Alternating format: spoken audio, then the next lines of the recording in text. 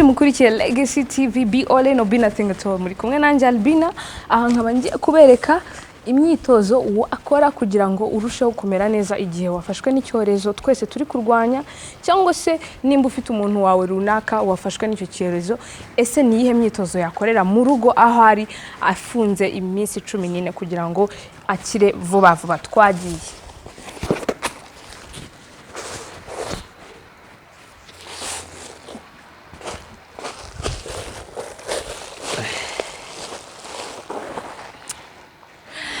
Bimwe mu bintu ugomba gukora igihe cyose wafashwe n'icyorezo cyangwa se ufite umuntu runaka wawe wafashwe n'icyorezo, n'ukubara nibura iminota 40 cyangwa 30 uri kuzuba.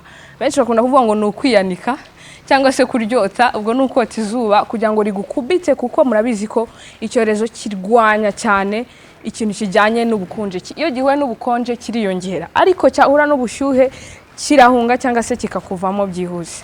Bityo rero nimba ufite ahantu wakwicara mu rugo aho ariho hose, ku kabaraza, muri jardin, ku gasima, hariho hose waba ufite ku ntebe, ugomba kwicara nibura iminota 40. Benshi hari n'igihe bamaraho isaha, ariko byaba bikabije cyane kugira ngo barusheho gukira byihuse. Kimwe mu bintu ushobora gukora bikorohereza cyane kugira ngo ubuhumekero bwawe bufunguke, kuko icyorezo kiba cyarabufunze, ni ukuba wahumeka winjiza umwuka uciye mu mazuru ukawusohorera mu kanwa. Iyo usohoreye mu kanwa wumva n'imbavu zinjiyemo, ibyo biba bikubwira ko wabikoze neza. Benshi mushobora kubyita ngo ni yoga cyangwa se ibyandi byo kumedita n'ibindi byinshi, ariko ni bimwe mu bintu bituma ibihaha byawe byongera gusubirana bigakora neza. Twagiye.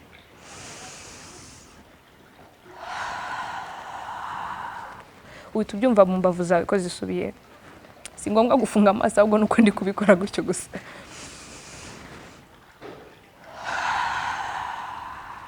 Uwo ni umwitozo wa mbere. Uwa kabiri,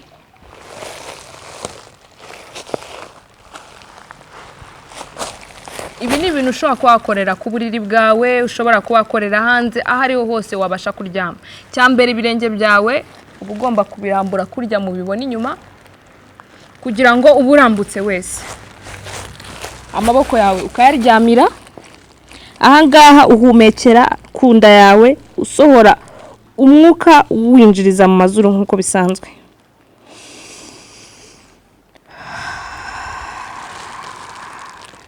Iyo usohoye wumva umugongo wawe winjiyemo, murabibona hano inyuma, ukongera ukegukamo, ukawusohora nanone. Uwundi mwitozo wa gatatu ushobora kuhakora no guhina amavi yawe nk'aho ugiye gupfukama, ukarambura amaboko, ukunama mu buryo bwose bushoboka. Ibi nabyo bituma wahumeka neza, ugafungura ibihaha no mu muhogo n'ahandi hose mu mubiri, kugira ngo umwuka winjire unasohoke neza.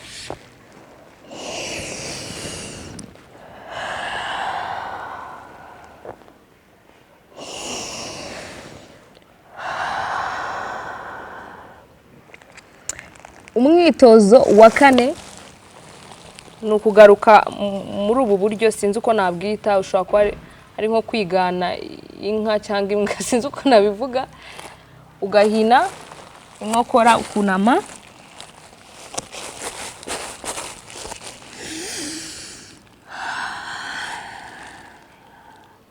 iyo usohoye uba ugomba gusohora mwinshi cyane, niyo winjije umwuka uba ugomba kwinjiza mwinshi cyane. Nkuko mubizi, iyo icyorezo kigufashe gikubita cyane cyangwa se kikababaza cyane mu gatuza kawe. Ibi ni bimwe mu bintu byongera gusana cyangwa se gusubiranya ha hantu wababaraga mu gatuza kawe. Harimo kuba ushobora kuba wazana amaboko n'ibitugu imbere, ushobora kubijyana inyuma uko ubishaka, ushobora kuzana kimwe ikindi kikagikurikira, gutyo gutyo, ukinjira ugasohoka, ugakomeza uhahuza. Utu ni utwitozo cyangwa se imyitozo yoroshye cyane, kuko nta muntu utayibasha ku myaka ye iyo ariyo yose. Ntabwo ndi umuganga cyangwa se umuntu wabizobereyemo, ariko ni bimwe mu bintu nakoraga kugira ngo nanjye mbe nasubirana mere neza. Ubwo nawe wabikora ukuri ko ariko kose. Undi mwitozo ari nawo wa nyuma wa gatandatu, ni umwitozo navuga ko ni nka siporo yihuse cyangwa se ituma wanabiramo ibyuya, ariko irimo no kwinanura. Uyu ni umwitozo nigiye muri mashirika randa abayizi. Cyambere no guhagarara ibirenge byawe biri perpendiculaire cyangwa se bihuye biringaniye. ugakora ku mano yawe. Ku bantu bagororotse cyane ushobora kuwazana umutwe wawe ukarinda ubugeza ku mavi. Ariko nimba utagororotse ugejeje nawe. And murabona ko umugongo wamanutse n'umutwe ukawurekura ku buryo udashyiramo imbaraga hano mu ijosi. Ntiwiremereze, ntiwigoro, ukirekura kabisa. Aha ngaha tugiye kuhava tuzamuka. Uzamuka gahoro gahoro utahita weguka. Gahoro ukoresha n'umugongo ukazamuka. Sibyo? Ukongera ukamanuka ugakora aho wari uri.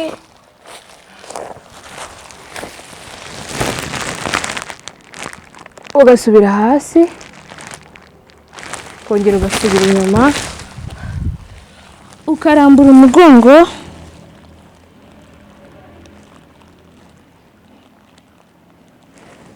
Ukongera ugasubira inyuma gahoro.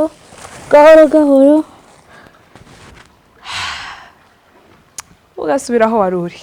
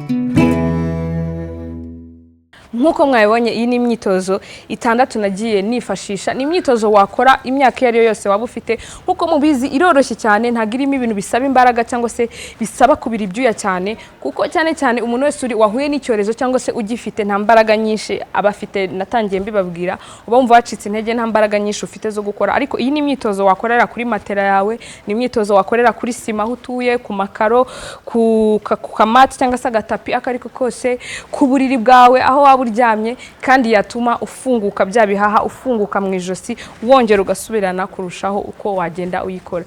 Ndabakunda cyane, mwe muri kumwe nanjye Albina Sydney. Iyi ni Legacy TV, be all in or be nothing at all.